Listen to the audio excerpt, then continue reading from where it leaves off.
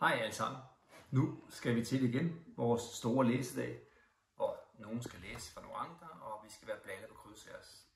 Og jeg plejer altid lige at fortælle lidt omkring, hvad læsning egentlig betyder for mig, og hvorfor jeg synes, det er så vigtigt.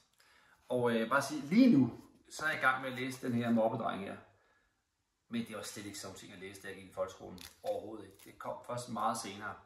Det, der lærte mig at læse, og gav mig læselyst, det var sådan nogle her tegneserier. Jeg læste den ene tegneserie efter den anden. Jeg elskede det her med taleboblerne. Altså hele det her med, at man sådan kunne leve sig ind i teksten. For eksempel så står Tintin nu her og er ved at blive skudt. Og så står Krø. Ja, det der med, at man laver om på sine stemmer, man lever sig ind i historien. Læg an, siger ham her, generalen, der skal skyde ham. Stop, stand, skyd ikke! Kan I høre, mand? Det er meget sjovt at læse en kedelig bog.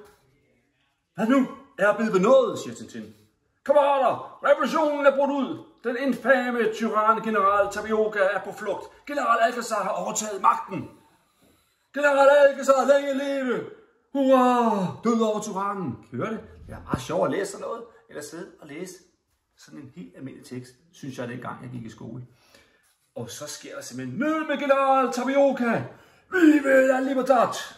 Jamen, i så fald er de fri, Tintin. Det lyder godt. Herr Oberst, gudskelov, endelig fandt jeg dem. Hvad foregår der? Hvad er der sket? Er general Tapioca blevet pågrebet?